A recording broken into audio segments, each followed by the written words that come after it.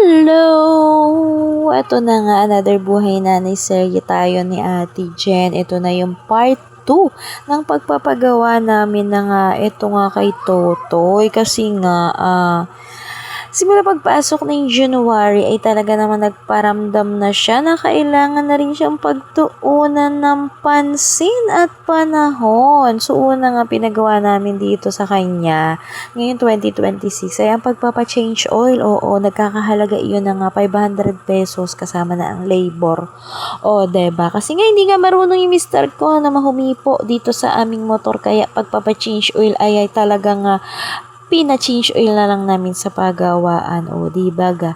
So, libre na yung libor. Doon ka na lang bibili ng langis. O, ayan. Pagkatapos nun, ay mga ilang buwan lamang, ay talaga namang ako'y nakikipagchismisan nga dito sa aking kumaring si Maring Lisil. Wala pa man din akong kadaladalang kwarta na iyon.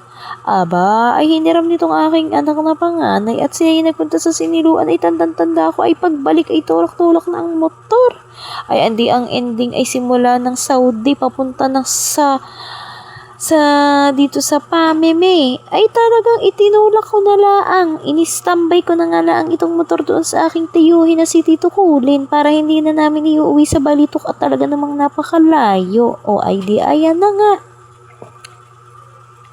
Pagkatapos nun ay di pinagawa namin ng pump belt at hindi na nga ni umiikot, wala na, hindi na gumagana kasi pala pagbukas nitong dito sa loob ay talaga naman warak, as in lasag, talagang lasag na lasag. O ayan, nabuksan na nga ni Kuya JR itong ating tabi. O ayan, o yan.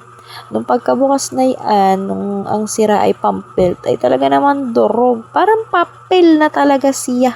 Sa tagal na siguro na hindi napapalitan yung pump belt. O, ayan na nga ni, dabaga.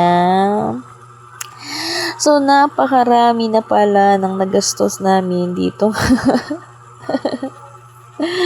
So, naipunan na ng sira itong aming motor. Oo, kasi yung shock namin ay tumagal na iyon na nga 2 taon. Tapos ay hindi na nga lumalaro at sabog na nga ang lungs niya.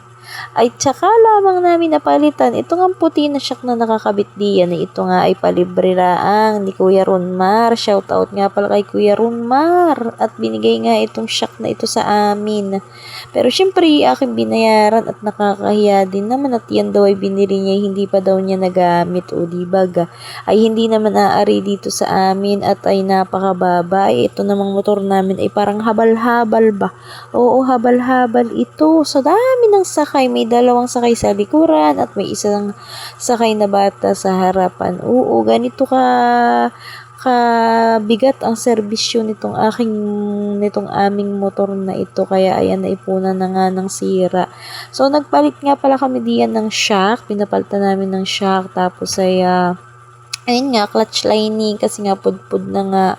At, itong flyball kasi si Kuya Daryl pa yung nagpalit ng aming flyball. Oo, si Kuya Daryl kasi yung gumagawa ng aming motor, ang kuya ng aking Diyosawa ay kaso nga na ay may trabaho na nga si Kuya Daryl. Shout out nga pala kay Kuya Daryl na manager na ngayon. Hello, hindi na mapakali ang aming motor Kuya Daryl kung saan naming ipagagawa. Charot. Kasi nga, dapat talaga pinag-aaralan din namin aring buting-tingin para naman ay nakakatipid-tipid sa labor.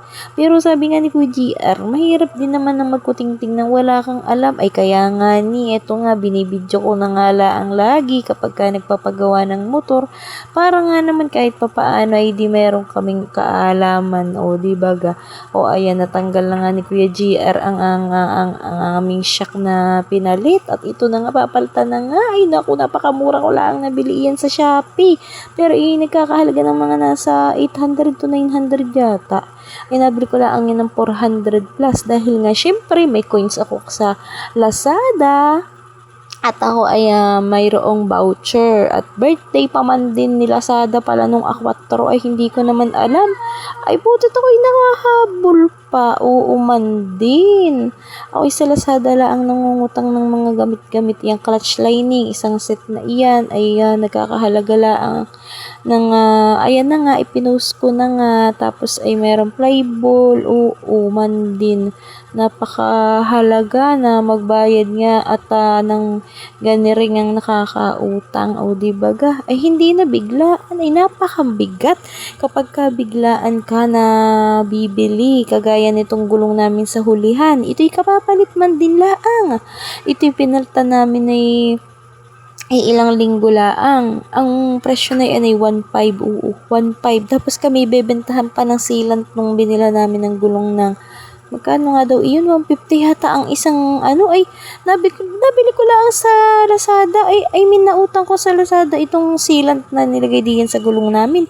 107 lang ay dalawa na. Oh, tapos ay bebentahan kami ng 150 isa. Kainam naman yung mga taong iyan. Alam ko naman pong lahat tayo gipit sa pera, pero pag alam naman din naman ninyo na mukhang basahan ang suot ng tao, sana na may maawa-awa naman ng kaunti, kahit naman 100 laang. Kasi yung, ewan ko ba? Siyempre, alam ko naman na negosyo iyan, pero wag naman ganay. Biruin mo namang 150 ang isang pag may gulong ka na mga binili, iyan na may libreng sealant. Oo nga, kay Boss Jerry. Ako yung bumili ng gulong doon sa kay Boss Jerry. May kasama ng sealant. Oo nga, kasama nga rin pala ngayong 2026 yung gulong sa unahan namin. Ikapapalit laang din iyan. Hindi ko na matandaan, basta yun ay nasa 1 plus ang paggawa diyan sa gulong namin sa unahan. Kaya yan ay mga bagong palit talaga ang mga gulong namin. Tapos ayan nga, salamat na lang at may mags kay Runmar. Ay kami yung paman din ay naghahanap, oo. So, ayan nga, natanggal na, ayan, nakita na yung stock na tumatakbo, hindi nalilinis masyado yung motor namin, ay pag binubuksan lang nakikita ang libag, ayan, kailangan daw ay bumili ng, ano nga ang tawag doon sa panlinis diyan, ito na ang part 2, abangan mo na lang ang part 3.